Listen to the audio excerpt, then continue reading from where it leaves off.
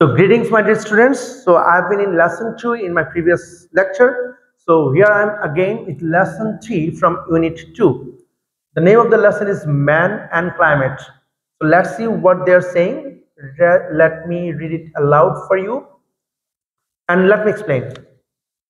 So what can I say is that humans can neither change the sun's radiation, মানুষ সূর্যের যে বিকিরণ সেটাকে পরিবর্তন করতে পারে না, not the earth's orbit around the sun, বা সূর্যকে ঘিরে পৃথিবীর যে প্রদক্ষিণ তারও কোনো পরিবর্তন ঘটাতে পারে না। But they can control the increase in the amount of greenhouse gases. তারা গ্রিনহাউস গ্যাসের যে পরিমাণ সেটার ইনক্রিজ, সেটা বৃদ্ধিকে কন্ট্রোল নিয়ন্ত্রণ করতে পারে, and it's effect on the atmosphere, এবং এই বৃদ্ধির কারণে অ্যাটমসফিয়ার বা পরিবেশে এটার যে ইফেক্ট, এটার যে প্রভাব সেটাকে কি করতে পারে, সেটাকে নিয়ন্ত্রণ করতে পারে। Only during the last 100 years, শুধুমাত্র গত 100 বছরে, the carbon dioxide concentration has been raised alarmingly. Carbon ডাইঅক্সাইডের যে কনসেন্ট্রেশন, পুঞ্জীভূতকরণ, জমা হওয়া, ঠিক আছে, স্টোরেজ বলতে পারি, has been raised alarmingly, সেটা সতর্ক হওয়ার মতো পরিমাণে বৃদ্ধি পেয়েছে in the atmosphere, পরিবেশে, and we humans can be held responsible for this, এবং এই জন্য আমাদের মানুষদেরকেই দায়ী করা যেতে পারে। The main cause of the increase in carbon dioxide level in the atmosphere, পরিবেশে কার্বন ডাইঅক্সাইডের লেভেল বৃদ্ধি পাওয়ার যে মেইন কারণ is the burning of fossil fuels, সেটা হচ্ছে জীবাশ্ম জ্বালানির পোড়ানো। Since the end of the 19th century, ঊনবিংশ শতাব্দীর শেষ থেকেই ইন্ডাস্ট্রিয়াল অ্যাক্টিভিটিস ইনক্রিজড র্যাপিডলি, শিল্প কারখানার যে কার্যক্রম সেটা খুব দ্রুত বৃদ্ধি পেয়েছে, giving rise to many factories, যেটার কারণে অনেক ফ্যাক্টরিজের কি হয়েছে, উত্থান ঘটেছে। These factories required energy, এই ফ্যাক্টরিগুলোর শক্তির প্রয়োজন হয়, which was produced through the combustion of coal, যেটা প্রডিউস করা হতো, যেটা উৎপাদন করা হতো কয়লা পোড়ানোর মাধ্যমে। Besides coal, কয়লার পাশাপাশি other sources of energy, শক্তির যে অন্যান্য উৎসগুলো আছে, such as mineral oil and natural gas, যেমন খনিজ তেল এবং প্রাকৃতিক গ্যাস, were also burned, সেগুলো পোড়ানো হতো to heat our houses, আমাদের ঘরকে উষ্ণ রাখতে। এখন বলতে পারেন স্যার আমাদের কোচিংয়ে তো এসি, আমরা তো ঠান্ডা করি। দেখো পৃথিবীর গড় তাপমাত্রা যেটা, পৃথিবীর বেশিরভাগ দেশে ঠান্ডা, সেখানে উষ্ণ রাখতে হয়। যেমন তুমি কানাডার ছবি যদি দেখো, ওখানে সবসময় বরফ পড়ছে, তাহলে ওখানে উষ্ণ রাখতে হয়। তুমি সেটা ফ্রান্সের ক্ষেত্রে বলতে পারো, স্পেনের ক্ষেত্রে বলতে পারো, পৃথিবীর বেশিরভাগ দেশ তারা উষ্ণ রাখার কাজ করে। তো এটা আমরা যখন ইংরেজি পড়ছি, আমরা গ্লোবালি চিন্তাধারা থেকেই ব্যাপারটা বলছি। গ্লোবাল যে চিন্তাধারা, উষ্ণ রাখার বিষয়ের জন্যই খরচটা আরো বেশি হয়, ঠিক আছে, সেজন্য এই কথাটা বলছে। রান কার্স, গাড়ি চালানোর জন্য, অ্যান্ড এয়ারপ্লেনস, প্লেন চালানোর জন্য, অর টু প্রডিউস ইলেকট্রিসিটি, অথবা ইলেকট্রিসিটি প্রডিউস করার জন্য আমরা কি করছি, গ্যাস পোড়াচ্ছি, মিনারেল অয়েল পোড়াচ্ছি, কয়লা পোড়াচ্ছি। নাউডেইজ, বর্তমানে about 85 million barrels of crude oil are burned daily, প্রতিদিন অন্তত 85 মিলিয়ন ব্যারেল কি অপরিশোধিত তেল পোড়ানো হয়। এক ব্যারেল মানে অলমোস্ট 160 লিটার, তাহলে 85 মিলিয়ন ব্যারেল, 1 মিলিয়ন ব্যারেল তুমি চিন্তা করো, ঠিক আছে, 1 million means 10 lakh, 10 lakh barrel. আবার এক ব্যারেল মানে 160 লিটার, এটা সম্ভবত 158.98 বা 159.98 লিটার, অলমোস্ট আমরা 160 লিটার বলতে পারি। তাহলে এই পরিমাণ তেল, 85 মিলিয়ন ব্যারেল তেল প্রতিদিন পোড়ানো হয়, এবং এই জিনিসটা লেখা হয়েছে আজ থেকে প্রায় 20 বছর আগে। এখন পরিমাণটা তাহলে অনেক অনেক বেশি। এভরি টাইম আ ফসিল র ম্যাটেরিয়াল ইজ বার্নড, যখনই একটা নতুন জীবাশ্ম জ্বালানি কি করা হয়, পোড়ানো হয়, it releases carbon dioxide into the air, এটা বায়ুতে প্রচুর পরিমাণ কার্বন ডাইঅক্সাইড কি করে, নির্গমন করে। ফসিল র ম্যাটেরিয়াল, জীবাশ্ম জ্বালানি মানে এই যে মানুষ প্রাণী মারা গেলে তাদের যে হাড় থেকে যে কয়লাটা হয়, এই ধরনের যে জিনিসটা, এটাই ফসিল ফুয়েল। Therefore, তথাপি it is clear that, এটা আমাদের কাছে পরিষ্কার যে more and more greenhouse gases like carbon dioxide are being generated worldwide by humans, আরো অনেক বেশি গ্রিন হাউস গ্যাসেস যেমন কার্বন ডাইঅক্সাইড, এগুলো কি হচ্ছে হিউম্যানস দ্বারা সারা পৃথিবীতে জেনারেটেড হচ্ছে, প্রডিউস হচ্ছে। মোরওভার, অধিকন্তু একটা জিনিস এটা খুব শেখার, দেখো এরা একটা লাইনে দিল দেয়ারফর, তারপর লাইনে দিচ্ছে মোরওভার। তার মানে তুমি যদি ভালো লেখা লিখতে চাও তোমাকে কিন্তু কিছু কানেক্টরস ব্যবহার করতে হবে, নাহলে তোমার লেখাটা কোহেরেন্ট মনে হবে না। কেমন মানে কিসের পরে কি এসেছে একটা সিরিয়াল ওখানে আছে তেমন মনে হবে না, খাপ ছাড়া মনে হবে। তাহলে আমরা আমাদের লেখায় কি ব্যবহার করব, ভালো কানেক্টরস ব্যবহার করবো, এটা খুব ইম্পর্টেন্ট। এনিহাউ, পরে আসি। Moreover, we are also strengthening the greenhouse effect. আমরা এই গ্রিনহাউস ইফেক্টের যে বিষয় সেটাকে আরো বেশি শক্তিশালী করছি বাই ডিফরেস্টেশন, বন উজাড়করণের মাধ্যমে। What is deforestation? which means cutting down trees, যেটার মানে হলো কাঠ কেটে ফেলার মাধ্যমে। এভরি ইয়ার, প্রতি বছর, enormous areas of forest are destroyed. enormous মানে বলার মতো নয়, বিশাল পরিমাণের বন জঙ্গল ধ্বংস করা হয় বাই পিপল, মানুষ দ্বারা। কেন তারা ধ্বংস করে? টু অবটেইন উড, কাঠের জন্য, অ্যান্ড টু ক্লিয়ার রিজিয়ন্স, এবং তারা বিভিন্ন অঞ্চল পরিষ্কার করে। কেন পরিষ্কার করে? ফর মাইনিং, খনি উত্তোলন করার জন্য, অ্যান্ড টু ক্রিয়েট প্যাস্টিওর, এবং প্যাস্টিওর ক্রিয়েট করার জন্য। তার মানে কি? চারণভূমি ক্রিয়েট করার জন্য। তার মানে গবাদি পশু পাখি যাতে ঘাস খেতে পারে ওরকম চারণভূমি ক্রিয়েট করার জন্য তারা বন জঙ্গল পরিষ্কার করে ফেলে। This loss of the forest, এবং এই যে বন জঙ্গলের যে মানে হারিয়ে যাওয়া, সেটা যে আমরা লস করছি, কজেস ডুয়াল প্রবলেমস, সেটা দুই ধরনের প্রবলেম ক্রিয়েট করে। কি কি? Trees that R burned up, যেসব গাছ পুড়িয়ে ফেলা হয়, release large volumes of carbon dioxide gas into the air, সেখান থেকে প্রচুর পরিমাণ কার্বন ডাইঅক্সাইড গ্যাস নির্গমন হয়।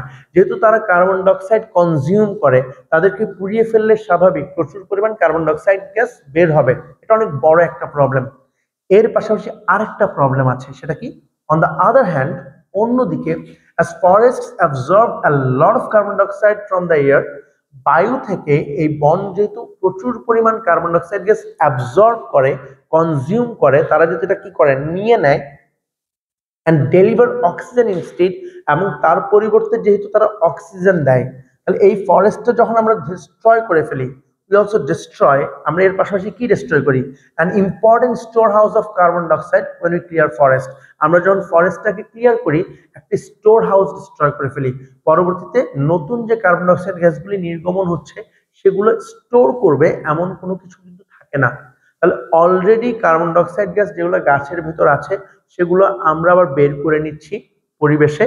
এর পাশাপাশি নতুন করে আরো যে কার্বন ডাইঅক্সাইড গ্যাসগুলো হবে সেগুলো স্টোর করার মতো কোনো জায়গা থাকছে না।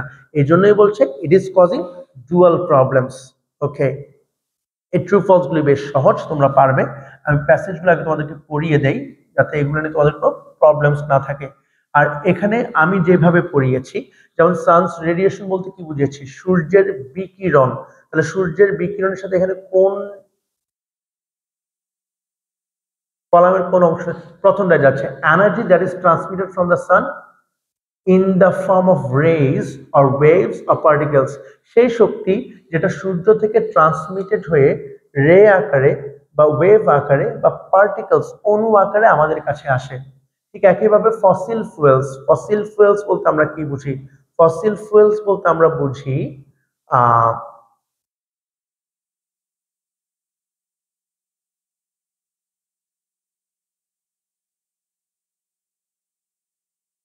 কি বুঝি, কোনটা হবে?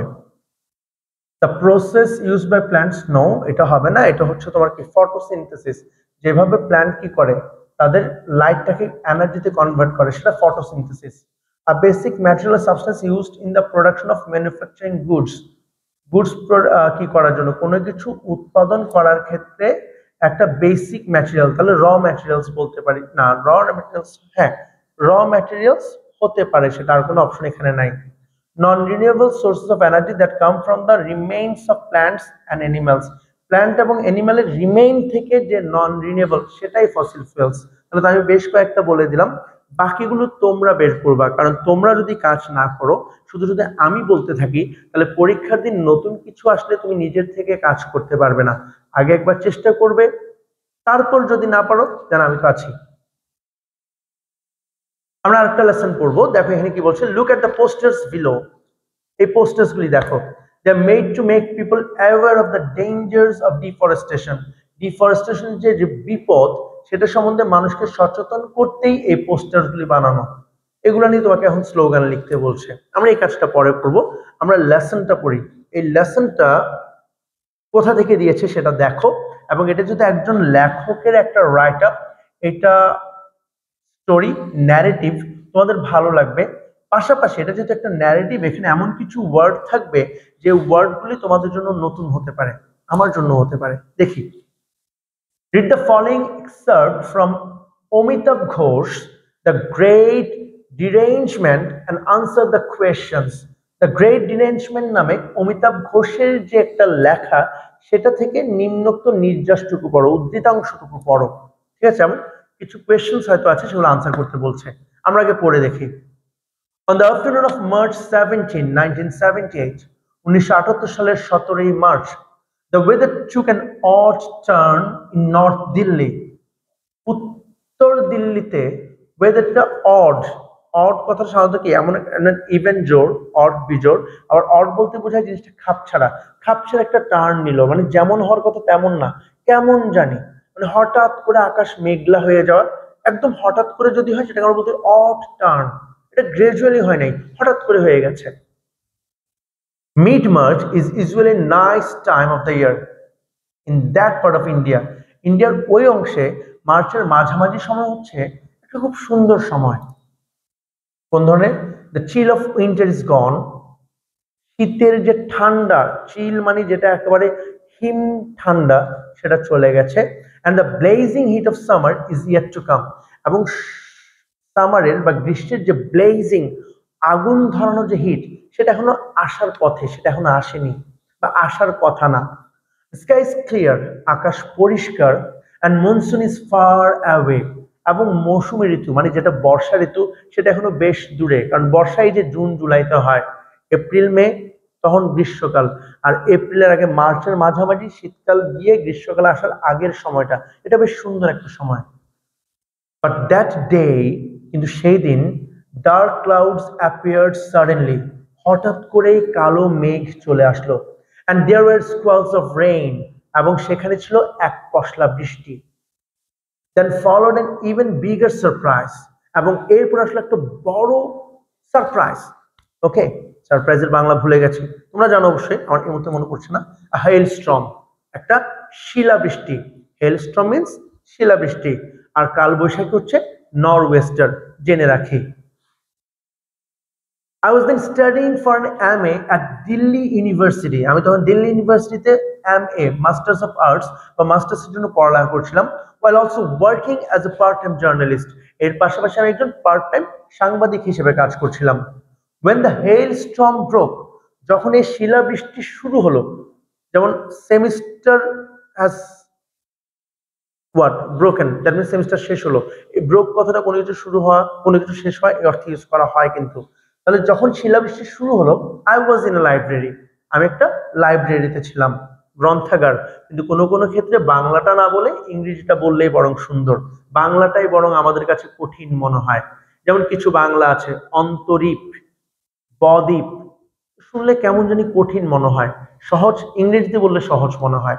Anyhow, so I was in a library, আমি ছিলাম লাইব্রেরিতে। I had planned to stay late, আমি প্ল্যান করেছিলাম যে আমি অনেক দেরি পর্যন্ত থাকবো।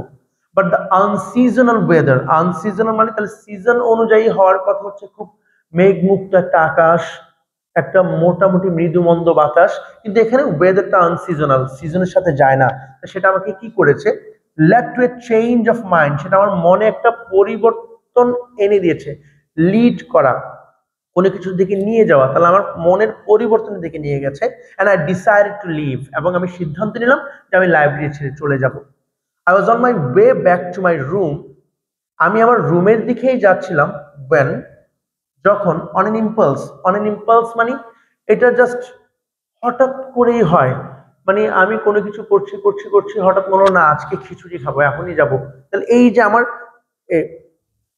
আবেগ, আবেগ বলবো না, মানে আমার সাথে যায় না, মানে আমি নর্মালি যেভাবে কাজ করি সেভাবে কিন্তু এটা নয়। আমি অ্যাপ্রোপ্রিয়েট বাংলাটা তোমাদের হয়তো কমেন্ট সেকশনে লিখে দিব। আমি ধরো চিন্তা করছি আমি লিখবো লিখবো এবং নর্মালি আমি এই সময় লিখতে থাকি, কিন্তু হঠাৎ মনে হলো আমি একটু উঠে একটু গান শুনি, তাহলে হচ্ছে আমার ইম্পালস বলছে যে আমি একটা গান শুনি, ঠিক আছে? তাহলে এই ধরনের একটা ইম্পালসের কারণে আই চেঞ্জ ডিরেকশন, আমি আমার গতিপথ চেঞ্জ করলাম, মানে আমি রুমের দিকে যাচ্ছিলাম সেখান থেকে আমার গতিপথ চেঞ্জ করলাম and drop in on a friend, এবং একটা বন্ধুর বাসায় ঢুকে গেলাম। তাহলে ড্রপ ইন মানে কারো বাসায় হঠাৎ করে ঢু মারা, হঠাৎ করে ঢুকে যাওয়া। তাহলে এই যে ড্রপ ইন, হঠাৎ করে ঢুকে যাওয়া, ঢু মারা, এই যে এই ধরনের যে গ্রুপ ভার্বস গুলো আছে এগুলো আমাদের শিখতে হবে। এগুলো যদি আমরা আমাদের রাইটিং এ ব্যবহার করতে পারি আমাদের লেখার মান অনেক বেশি সুন্দর হয়ে যাবে। আমি কিছু এক্সাম্পল তোমাদেরকে দিব। But the weather continue to worsen, কিন্তু ওয়েদারটা আরো খারাপ হতে লাগলো অ্যাজ উই ওয়ার চ্যাটিং, যখন আমরা চ্যাট করছিলাম, আমরা যখন আড্ডা দিচ্ছিলাম, কথা বলছিলাম, এর ভিতর ওয়েদারটা আরো খারাপ হতে লাগলো। সো আফটার ফিউ মিনিটস, কাজে কয়েক মিনিট পরেই I decided to head straight back, আমি ডিসাইড করলাম আমি সোজা চলে যাব বাই রুট, একটা রুট ইউজ করে, that I really had occasion to take, যেটা আমি সাধারণত না, আই রিয়েলি হ্যাড ওকেশন মানে এই টু টেক, এই রোডটা নেয়ার ওকেশন আমার খুব কম পেয়েছি, আমি খুব বেশি এটা ব্যবহার করিনি। রিয়ারলি কথাটা নেগেটিভ অর্থে ব্যবহৃত হয়, যেমন হি রিয়ারলি কামস হিয়ার, মানে সে এখানে আসে না বললেই চলে। তাহলে এই রুটটা ব্যবহার করার ওকেশন আমি পাইনি বললেই চলে, তাহলে ওই রুটটা ব্যবহার করছি কারণ এটা ডিরেক্ট, ওটা সরাসরি আমাকে আমার বাসার দিকে নিয়ে যাবে। I just passed a busy intersection called Maurice Nagar. Maurice Nagar নামক একটা খুব ব্যস্ত জংশন মানে চৌরাস্তা বলতে পারো, আমি ক্রস করলাম। মানে হার্ড a rumbling sound, আমি একটা গুড়গুড় শব্দ, ওই যে মেঘের গুড়গুড় শব্দ, এই ধরনের শব্দ শুনতে পেলাম। somewhere above, উপর থেকে। glancing over my shoulder, আমার কাঁধের উপর দিকে তাকিয়ে, ঠিক আছে, I saw a gray tube like extrusion, আমি দেখলাম একটা ধূসর টিউবের মতো একটা এক্সট্রুশন নিচের দিকে নেমে আসছে, forming on the underside of a dark cloud, একটা খুব ডার্ক অন্ধকার ক্লাউডের নিচে একটা কি তোমার একটা ফর্ম করছে, একটা এক্সট্রুশন ফর্ম করছে, মানে নিচের দিকে একটা নেমে আসতেছে একটা কিসের মতো, পাইপের মতো। It grew rapidly as I watched, এবং আমি যখন দেখতেছিলাম এটা খুব দ্রুতই বড় হতে লাগলো, বেড়ে যেতে লাগলো। And then all of sudden, এবং হঠাৎ করেই it turn and came whiplashing down to earth, এটা টার্ন করলো এবং চলে আসলো, ওখান থেকে টার্ন করে চলে আসলো এবং পৃথিবীতে হুইপ্ল্যাশ মানে হঠাৎ করেই পড়লো, হেডিং ইন মাই ডিরেকশন, এবং সেটা আসতে লাগলো আমার দিকে, আমি যেদিকে সেদিকেই আসতে লাগলো। অ্যাক্রস দ্য স্ট্রিট, রাস্তার ধারে, এমনিতে অ্যাক্রস বলতে বোঝায় রাস্তার মাঝে, এখানে রাস্তার ধারেই বোঝাচ্ছে। লে এ লার্জ অ্যাডমিনিস্ট্রেটিভ বিল্ডিং, দেখো লোকেটেড বা সিচুয়েটেড না বলে সে কি বলছে লে, কারণ এখানে শব্দটা শুনতে সুন্দর লাগছে। একটা বড় প্রশাসনিক ভবন ছিল। আই স্প্রিন্টেড ওভার, সেখানে আমি খুব দৌড়ে গেলাম জোরে। যেমন দেখো ম্যারাথন রেস সেটা জাস্ট রেস, কিন্তু যখন 100 মিটার রেস হয়, যারা 100 মিটার রেসে দৌড়ায় তাদেরকে কি বলে, স্প্রিন্টার, খুব দ্রুত গতিতে যারা দৌড়ায়। তাহলে এই ধরনের দ্রুত গতিতে যখন তুমি দৌড়াবে সেটাকে কি বলে, আই স্প্রিন্টেড, এটা রান থেকেও বেশি কিছু, ঠিক আছে? তাহলে আই স্প্রিন্টেড ওভার, আমি খুব দ্রুত দৌড়ে গেলাম, and headed toward what seem to be an entrance, এবং সেদিকে আমি দৌড়ে গেলাম যেটা আমার কাছে মনে হলো একটা প্রবেশদ্বার। But the glass fronted doors were shut, কিন্তু সেখানে সামনের যে গ্লাস ফ্রন্টেড ডোর মানে ফ্রন্ট ডোর যেটা যেটা গ্লাসের, সেটা বন্ধ ছিল। And small crowd stood hurdle outside, এবং একটা ছোট্ট ভিড় সেখানে দাঁড়িয়ে ছিল, মানে গিজাগিজি করে, এটাকে অ্যাপ্রোপ্রিয়েট বাংলা বুঝতেছি না, তবে হার্ডল তোমরা তো বুঝতে পেরেছো, অনেকগুলো মানুষ একসাথে খুব এক জায়গায় হয়ে দাঁড়িয়েছিল। In the shelter of an overhang, তারা একটা আশ্রয়স্থলের নিচে দাঁড়িয়েছিল যেখানে উপরে ছিল একটা ওভারহ্যাং, আমরা যাত্রী ছাউনি দেখি না উপরে ছাউনি, ওরকম একটা ছাউনির নিচে তারা দাঁড়িয়েছিল, ওই ছাউনিটাকেই বলছে overhang. There was no room for me, সেখানে আমার জন্য কোনো জায়গা ছিল না দেয়ার সেখানে। So I ran around to the front of the building, আমি সেখান থেকে ওই বিল্ডিং এর সামনের দিকে চলে গেলাম। স্পটিং স্মল ব্যালকনি, সেখানে আমি একটা ছোট ব্যালকনির মতো জায়গা পেলাম। I jumped over the parapet and crouched on the floor, আমি সেখানে প্যারাপেট বলতে একটা দেওয়াল, মানে আমরা অনেক সময় দেখি যে তামিল সিনেমাগুলোতে নায়কগুলি দেওয়ালটা এক হাতে ধরে বেয়ে লাফ দিয়ে চলে যাচ্ছে, তাহলে ওই ধরনের যে দেওয়ালগুলো সেগুলো প্যারাপেট। সেটাকে ক্রস করে আমি কি করলাম, ওই ফ্লোরে নিজেকে ক্রাউচ করে নিলাম, মানে ওই দেওয়ালের নিচে নিজেকে গুটিসুটি করে রাখলাম। The noise quickly rose to a frenzied pitch, এবং ওই যে নয়েজ শব্দটা, সেটা ফ্রেঞ্জি মানে পাগল করে দেওয়ার মতো একটা পিচ। পিচ মানে হচ্ছে তোমার ধরো সুর, তুমি দেখো আমরা বলি না কা কা, এই যে একটা পিচ টোন, ঠিক আছে, ওখানে পৌঁছে গেল। And the wind began to tug fiercely, এবং বাতাসটা টাগ করতে লাগলো, মানে বাতাসটা জোরে জোরে আঘাত করতে লাগলো অ্যাট মাই ক্লোথস, আমার কাপড়ে টাগ করতে লাগলো। Stealing glance over the parapet, এবং প্যারাপেটের দিকে আমি একটু করে তাকালাম, মানে আমার মনে হলো যে আমি তাকাইছি সেটা হচ্ছে চুরি করে নেওয়া, কারণ ওই মুহূর্তে আমাকে যাতে আঘাত করতে না পারে জাস্ট চুরি করে তাকালাম। আই স, আমি দেখলাম, টু মাই অ্যাস্টোনিশমেন্ট, এবং যা দেখলাম সেটা আমাকে হতভম্ব করে দিল। স্টোনিশ মানে সারপ্রাইজ, কিন্তু surprise in a shocking way, that means too much surprise, এবং সেটা আমাকে স্তম্ভিত করে দিল। That my surroundings had been darkened by a churning cloud or dust, আমার চারপাশে একদম অন্ধকার হয়ে গেল একটা কি দ্বারা, একটা চার্নিং ক্লাউড, মানে একটা খুব বড় ধরনের মেঘ দ্বারা। আমার মনে হলো যেটা মেঘ না, এটা মনে হয় ধুলোবালি। ইন দ্য ডিম গ্লো, এবং সে মৃদু মন্দ আলোতে, ওই যে আমরা বলি না ডিম লাইট, ফেইন্ট বলতে পারি, এটা সিনোনিম ফেইন্ট। তাহলে ওই ফেইন্ট লাইটে বা ওই ডিম লাইটে, গ্লো যেটা আছে যে আলোতে, that was shining down from above, যেটা আলোকিত হচ্ছে উপর থেকে, আমি যে ডিম লাইটটা দেখতে পাচ্ছি, মৃদু আলো দেখতে পাচ্ছি। I saw an extraordinary panoply of objects flying past, এবং আমি দেখলাম যে একটা অসাধারণ কি অবজেক্ট গুলো কি হচ্ছে, মানে উড়ে চলে যাচ্ছে, লাইক বাইসাইকেলস চলে যাচ্ছে, scooters, lamp post, sheets of what corrugated iron, that means টিনের শীট গুলো চলে যাচ্ছে। ইভেন এন্টায়ার টি স্টলস, পুরো একটা টি স্টল উড়ে চলে যাচ্ছে, চায়ের একটা পুরো স্টল উড়ে চলে যাচ্ছে। ইন দ্যাট ইনস্ট্যান্ট, ওই মুহূর্তে, gravity itself seem to have been transform into a wheel, gravity যেটা আছে অভিকর্ষজ বল, সেটাই মনে হলো যে একটা হুইল, একটা চাকায় পরিণত হয়েছে।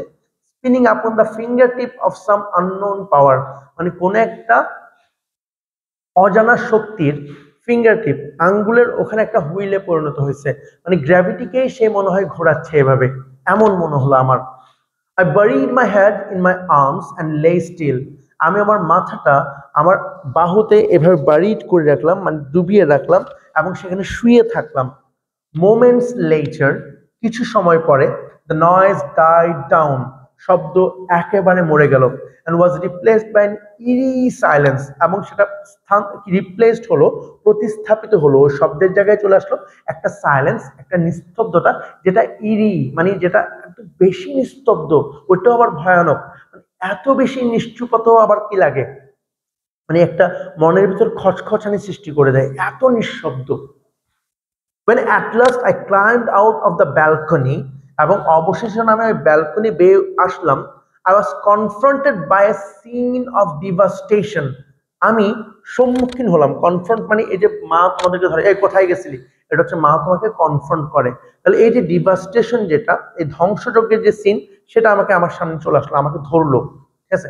such as, কেমন ডিভাস্টেশন, আর never before beheld, বিহোল্ড বলো না, ধরো, আমি এমন জিনিস কখনো ধরিনি, মানে এমন জিনিস কখনো দেখিনি, এই ধরনের জিনিস আমার চোখের সামনে কখনো পড়েনি, এমন জিনিস আমাকে কনফ্রন্ট করেছে। কি কি? বাসেস লে ওভারটার্ন, বাসগুলি উল্টে আছে। Scooter set perched on tree tops, PERCHED, perched এই শব্দটা বুঝি। ধরো আমি আমার ভাইয়ের সাথে প্রতিযোগিতা করে আম গাছে দ্রুত উঠলাম, দ্রুত উঠে তার আগে আমি 2 ডাল উপরে চলে আসলাম, এবং সে এখন বুঝতে পেরেছে, আমিও বুঝতে পেরেছি যে এখন থেকে আমটা আমি পাবো, সে আর উঠতে পারবে না। তখন আমি নিজের রেস্ট নেওয়ার জন্য ওই ঢালে যে 2 মিনিটের জন্য বসলাম, এটা হচ্ছে পার্চড, মানে অল্প সময়ের জন্য কিছুটা বসা, এটা পার্চড। এখন বলছে কি যে স্কুটারটা, সেটা ওই ট্রি টপস, গাছের মগডালে বসে আছে, এটা তো সবসময় বসে থাকবে না, ওইখানে রাখবে না, মানুষ নামিয়ে আনবে বা পড়ে যাবে, এই জন্য পার্চড কথাটা বলেছে স্যাটের পরিবর্তে। Walls had been ripped out of buildings, building এর ওয়ালগুলি রিপড আউট, ভেঙে গেছে। পোজিং ইন্টেরিয়র্স, যেটার কারণে বিল্ডিং এর ভেতরে দেখা যাচ্ছে, ইন হুইচ যেখানে ceiling fans had been twisted into tulip like spirals. Ceiling fan গুলো টুইস্টেড মানে আমরা হাত এই যে মোচড়ে দিই, মানে সিলিং ফ্যান মুচড়ে গেছে, দুমড়ে গেছে, অনেকটা পদ্ম ফুলের প্যাঁচার মানে প্যাঁচানোর মতো, পদ্ম ফুল যেভাবে পেঁচিয়ে থাকে সিলিং ফ্যান গুলো এরকম প্যাঁচানো মনে হচ্ছে। The place where I had first thought to take shelter, যে প্লেসে ওই যে একটা ওভারহ্যাং এর নিচে থাকবে মনে করেছিল, যেখানে সে শেল্টার, যেখানে আমি শেল্টার নিব মনে করেছিলাম, আশ্রয় নিব মনে করেছিলাম, দ্য গ্লাস ফ্রন্টেড ডোরওয়ে, যেখানে ছিল সেই গ্লাস ফ্রন্টেড মানে ফ্রন্ট ডোরে গ্লাসওয়ালা যে ডোরওয়েটা ছিল, দরজাগুলো ছিল, had been reduce to A jumble of Jack debris, সেটা রিডিউস হয়ে কমে কি হয়ে গেছে, জ্যাক ডেব্রিজ। জ্যাক মানে হচ্ছে কোনো কিছু ভেঙে চুরে সেগুলো যখন পয়েন্টি জিনিসগুলো এদিক ওদিক হয়ে থাকে, এবং ডেব্রিস মানে হচ্ছে কোনো কিছুর একদম নিঃশেষ মানে ভগ্নাংশগুলো, শেষ অংশগুলো, ওরকম জ্যাক ডেব্রিসে পরিণত হয়েছে। পয়েন্টেড কিছু গ্লাস গ্লাস আছে ওখানে, ভেঙে চুরে একদম একাকার। The pains had shattered, pain মানে উইন্ডো পেইন, এই যে আমরা জানালার গ্লাস এভাবে করে খুলি না, এই যে জানালার একটা শীট গ্লাস, এটাকে পেইন বলে। এই পেইন হ্যাড শ্যাটার্ড, সেটা একদম ভেঙে চুরে গুঁড়ো গুঁড়ো হয়ে গেছে। And many people had been wounded by the shards, এবং শার্ডস বলতে কি বোঝায়, এই যে যখন কোনো কিছু এই ধরনের বিশেষ করে কাচের, সিরামিকের, আমরা যে প্লেট ভাঙি, প্লেটের সিরামিক বা কাচের, এই যেগুলো ভেঙে গেলে এই ভাঙ্গা অংশগুলোকে শার্ডস বলে। এবং এই শার্টসটা কি হয়েছে তোমার, সরি আমি এখানে, হ্যাঁ, দ্য পেইনস হ্যাড শ্যাটার্ড, তাহলে উইন্ডো পেইন গুলো, উইন্ডোর যে সিঙ্গেল গ্লাস গুলো সেগুলো ভেঙে গেছে, গুঁড়ো হয়ে গেছে। And many people had been wounded by the shards, এবং সেখানে যে পয়েন্টি জিনিসগুলো আছে মানে সিরামিক বা গ্লাসের ভাঙা জিনিস, এগুলো দ্বারা অনেক মানুষ ওয়ান্ডেড বা আহত হয়েছে। আই রিয়েলাইজড দ্যাট, আমি বুঝতে পারলাম যে, I would have been among the injured, আমিও সেই আহত মানুষগুলোর ভিতর থাকতাম, হ্যাড আই রিমেইন দেয়ার, যদি আমি সেখানে থাকতাম। দেখো সেন্টেন্সটা হতো কি আসলে, I would have been among the injured if I had remain there. If I had remained there না লিখে তারা কি লিখলো, had I remain there. Sentence সুন্দর একটা স্ট্রাকচারে লিখলো। আমরাও যদি লেখার সময় এই ধরনের different variety of sentence structure use করতে পারি, আমাদের লেখার মান কিন্তু বাড়বে। তাহলে এখানে কি বলছে, আমি যদি সেখানে থেকে যেতাম তাহলে আমি সেসব ইনজুর্ড বা আহত মানুষগুলোর ভিতরে একজন হতাম। I walked away in a days, days মানে পুরোপুরি স্তব্ধ, মানে আমি কি গেল, কি হলো, এই স্তব্ধতা নিয়েই আমি ওখান থেকে হেঁটে বেরিয়ে গেলাম। লং আফটারওয়ার্ড, তার অনেক পরে, I'm not sure exactly when or where, I hunted down the Times of India's New Delhi edition on March 18। আমি জানি না কখন এবং কিভাবে আমি টাইমস অফ ইন্ডিয়ার নিউ দিল্লি এডিশন যেটা আছে, যেটা March 18 মানে ঘটনার পরের দিনের, সেটা হান্টেড ডাউন। এমনিতে হান্ট মানে কি, শিকার করা, এখানে হচ্ছে খুঁজে বের করলাম বা পেলাম, এখানে এটাই বোঝাচ্ছে। I still have the photocopies I made of it, এবং আমি এটার ফটোকপি বানিয়েছি, জেরক্স কপি বানিয়েছি, সেটা আমার কাছে এখনো আছে। এটাতে কি লেখা আছে, 30 ড্যাড সেইজ দ্য ব্যানার হেডলাইন, তার যে ব্যানার হেডলাইন করছে সেখানে লিখছে 30 নিহত 30। এরপর হয়তো ঠিক ব্যানার হেডলাইনের নিচে আবার লিখছে 700 hurt as cyclone hits north Delhi, এবং 700 মানুষ আহত হয়েছে নর্থ দিল্লিতে যে সাইক্লোন আঘাত করেছে সেটার কারণে। তাহলে নিউজটা বাংলায় চিন্তা করলে অনেকটা এরকম, নিহত 30 এবং সাইক্লোনের আঘাতে উত্তর দিল্লিতে 700 আহত। অ্যাভারেজড বা সংক্ষেপিত ভার্সন। আমরা অফলাইনে পরবর্তীতে এই কোয়েশ্চেনগুলি চিন্তা করব। আর এই লেসনের পরে আমাদের লেসন 5 আছে একটা। লেসন 5 যদি আমরা পড়ে ফেলি তাহলে আমাদের ইউনিট 2 শেষ, তারপর আমরা ইউনিট 3 শুরু করব। তাহলে ইউনিট 2 এর বাকি যে লেসনটা সেটা আমি নেক্সট ভিডিওতে, সাথে একই সাথে ইউনিট 3 এর অন্তত একটা বা দুটো লেসন আমরা নেক্সট ভিডিওতে করব, যেটা তোমরা খুব দ্রুতই পেতে যাচ্ছ। আজকের জন্য এতটুকু। আমাকে অবশ্যই জানাবে আমার এই ক্লাস রিলেটেড কোনো প্রশ্ন যদি তোমার থেকে থাকে, প্রশ্নগুলি তুমি লিখে রাখবে, আমরা অফলাইনে এগুলোর উত্তর দেওয়ার চেষ্টা করব। আর এগুলো থেকে প্রচুর কোয়েশ্চেন আনসার করা যায়, যেগুলো আমি ক্লাসে করব।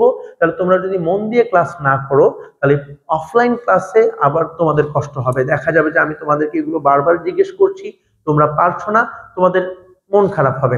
তাহলে আমাদের কারো যাতে মন খারাপ না হয়, আমরা সেভাবে প্রিপারেশন নিয়ে ক্লাসে আসবো। আজকের জন্য এতটুকু। ধন্যবাদ। সালামু আলাইকুম।